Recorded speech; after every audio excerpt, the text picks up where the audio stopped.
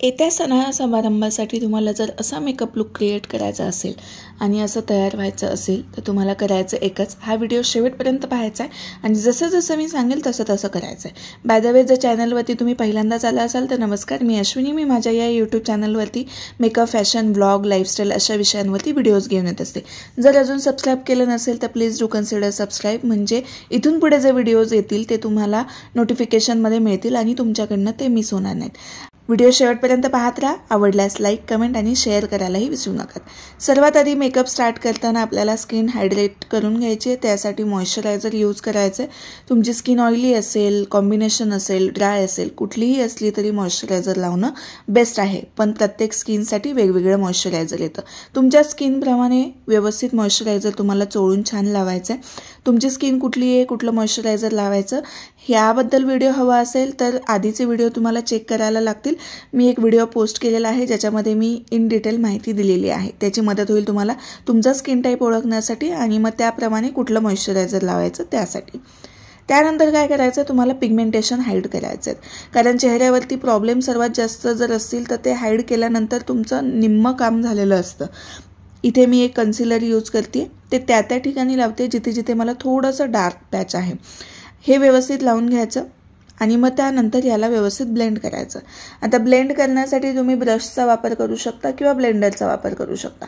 Brush वापरताना dab dab मोशनमध्ये, म्हणजे जिथल्या तिथे, जसं मी आत्ता फक्त प्रेस करून जागीच बसवतीये प्रोडक्ट तसं बसवायचं आहे आणि मग त्यानंतर फिनिशिंग देण्यासाठी पुन्हा एकदा ब्लेंडरचा वापर करायचा आहे। ब्लेंडर इथे ओला असायला पाहिजे, ओला म्हणजे पाण्यात भिजवायचा, पूर्ण पिळायचा आणि मग त्यानंतर यूज करायचा।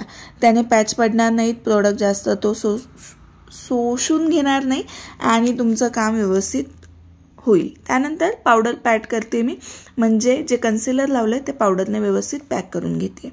आता आपण स्टार्ट करतोय आय मेकअपसाठी। तुमच्याकडे जे कुठलंही आयशॅडो पॅलेट असेल त्यातला एक लाईट ब्राऊन शेड घ्यायचा तुम्हाला आणि तो असा पूर्ण लीडवरती लावून घ्यायचा आहे। त्यानंतर एक शिमरी शेड घ्यायचा आहे आणि इनर कॉर्नरपासून त्याला लावायला सुरुवात करायची आहे, 3/4 डोळ्यापर्यंत लावायचा आहे। थोडासा पॉपी शिमरी कलर मी इनर कॉर्नरला लावते, त्याने माझे डोळे थोडेसे एनहान्स होतील।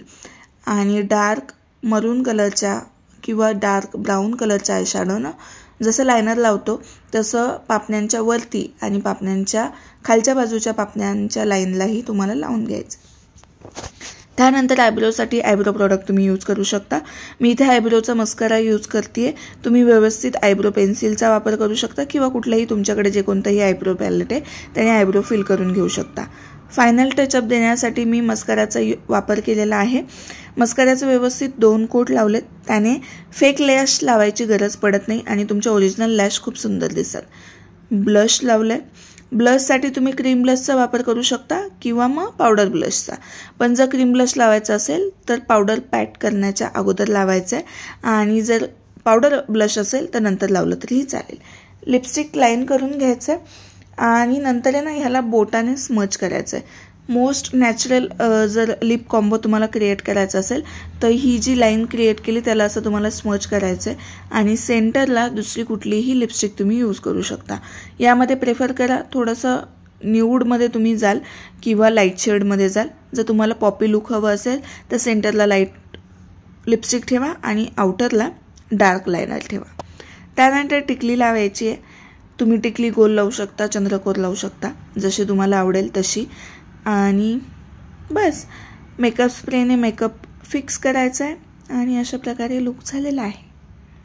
आय होप आजचा व्हिडिओ तुम्हाला आवडलेला असेल आणि यातनं नक्कीच काहीतरी शिकण्याजोगं किंवा एंटरटेन तरी तुम्हाला मिळालं असेल, आणि तसं असेल तर नक्कीच चॅनलला सबस्क्राईब करा। व्हिडिओ शेवटपर्यंत पाहिल्याबद्दल थँक्यू सो मच। पुन्हा भेटूया आपण नवीन व्हिडिओमध्ये, तोपर्यंत bye, take care, love you all. आणि तुम्हा सर्वांना गणेश चतुर्थीच्या किंवा गणेश उत्सवाच्या खूप खूप खूप खूप शुभेच्छा आणि बाय।